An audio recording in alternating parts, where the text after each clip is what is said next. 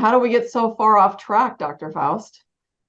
Well, it's about marketing. It's about wanting to patent and sell products. You create a situation, you create a disease, or maybe it's the other way around. You create a medicine or a drug, and then you come up with a disease for it.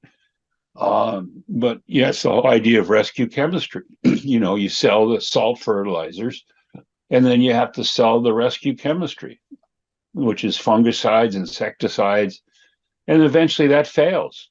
Eventually, the diseases and the insects become resistant, and then you have to come up with a new rescue chemistry method. Meanwhile, you've polluted the environment and destroyed your own groundwater, Right. and the level of cancer and other diseases is on the rise, Right. and also mental illness, a whole range of things. So that's how good and sustainable the system works. Right. But So we can trace this directly back to a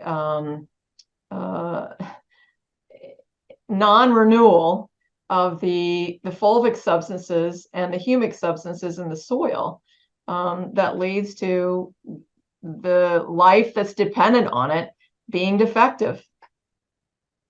yeah, well, I think you can trace the rise and fall of civilizations with the overproduction and unsustainable agricultural practices. And the end result is a soil that's salted up and has a very low organic matter. And certainly, if we look at some of the early civilizations in the world, like in Persia, what was Turkey, and areas of the Middle East, Samaria, etc., they're salted up deserts. Right. And the civilization, which were amazing, are lying in ruins. Right. So that's the end point. Now, you go to places like Egypt, they had the repeated flooding of the Nile, bringing organic matter, humic substances every year. So I've been in Egypt, and they do a pretty good job with what they have. They're still in business. They're still producing wheat, Right. all kinds of stuff. But just because they just happen to live on the Nile River, which is Right. bringing humic substances Right. from the mountains to the south, Mount Kilimanjaro.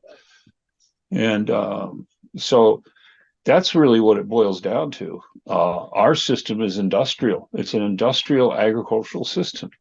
And by actually oxidizing the organic matter, which when you oxidize organic matter in the soil, it becomes CO2 and methane. So hence global warming Right. is aggravated. We have an absolutely unsustainable system. Right. Yeah, it works. Yeah, but how long will it work? And I don't think it's going to work much longer. Yet I've been to primitive farming, so-called primitive traditional farming systems recently within the last year, and those folks are doing just fine. They're feeding themselves, they have healthy foods, everything's good. So our system is part of industrial thinking, much like you have an assembly line and a bunch of heavy equipment, and they're not looking at the biological aspects of it, throwing salts at it mindlessly. Right. And the ground, I live in a major agricultural area, and the groundwater is polluted Right. with nitrates, not just nitrates in 20 or 30 different petrochemical based ag chemicals. So it's all tied together. It's all about cells. And if those cells don't have the proper organic compounds, everything unravels. It's an Right. unraveling of the ecosystem. Right. And anything that isn't the pure fulvic substances is bringing with it mineral toxicity effectively. And by definition, this mineral toxicity includes heavy metals. The It human body absolutely needs does. 15 minerals, most of which are recycled on a regular basis. It doesn't use barium, it doesn't use cesium, it doesn't use bismuth, it doesn't use tellurium. it uses the lighter minerals. The plants use heavy metals for their structure, but the human body has skin to protect its structure. So if you're taking anything that isn't pure fulvic acid and touted for the 70, the 72, the 84, the 90 trace minerals, you're getting heavy metals. And I see so many people over the years with heavy metal toxicity. The other thing that's important to understand, if you're taking in a humic fulvic or fulvic mineral product, the heavy metals are bound already to the organic, it's called matrix of the substance, and they're not going to unbind to bind something, a heavy metal in your body. So they're already coming in bound, so they don't function to chelate heavy metals out of your body, which is what most people think happens, but it's actually not the case. There aren't any binding sites when these fulvic minerals are coming in bound to heavy metals. And as we've talked, mineral salts are corrosive. Just, the old batteries, if you go to your car in the morning and it didn't start, you lift the hood, and what do you see all over the battery? You see mineral salts. And left alone over a longer time, they will erode the metal connections to the battery. And when these products are chemically manipulated to extract the fulvic substances, whether it's by acid-based chemistry, sodium hydroxide, hydrochloric acid extraction, or even water extraction, the biologic benefit of the pure fulvic acid is compromised because of everything else that's in the product. And you touched on this, Dr. Faust. Because especially these experiments you talked about, that it's the organic matter of the soil, not the minerals, that has the activity. And when you're chemically manipulating, you're breaking the chemical bonds that reduces the activity of the organic matter in the soil.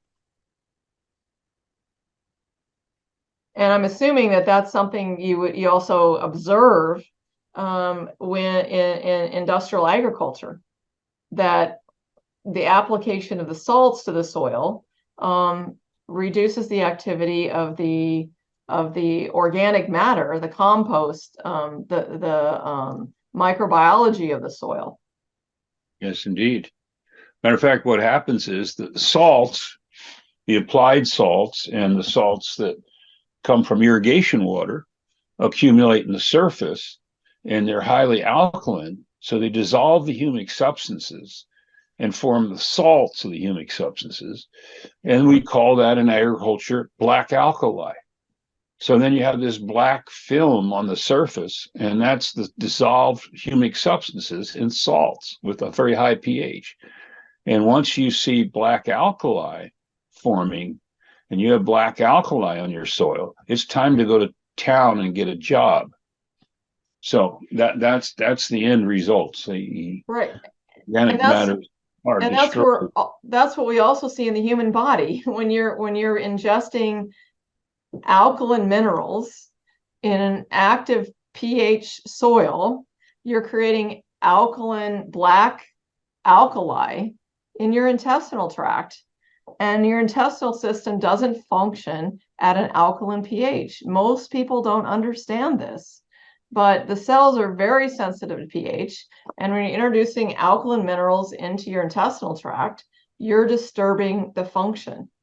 And as we've said before, the benefits are coming from the pure fulvic acids, not the mineral products. And if you're ingesting mineral salts, then those mineral salts are just creating more mineral salts, like just Dr. Faust just described, and you start to see the effects on the soil, literally inside the body, the digestive disturbances, the leaky gut, the multiple chemical sensitivities, all the different diseases that are associated with poor assimilation in the digestive tract. So it all goes back. I mean, we can trace it back to the chemistry of organic matter in the soil. And this is why I have seen for over 20 years that we have to go back and supplement, as we'll talk a little bit more, that the fulvic substances are an absolute requirement to be supplemented on a regular basis. Otherwise, we get to the point where we don't have any functioning chemistry anymore. Yeah, we're just our batteries are discharged. We're Right. not going to charge them back. We're Right. corroded. Right. But people don't seem to understand. You know, they'll say, "Well, what do I need to get my if I'm not taking a mineral supplement, how do I get my minerals? Don't I need these minerals?" Absolutely, that's what food's all about. You know, I mean, if you are eating food, good balanced diet, vegetables, fruits, grains, etc., and it's biodynamic or organically grown, the chances are you'll be sufficient minerals within your food in a form that's absorbable, a form that the cells can use from cell to cell.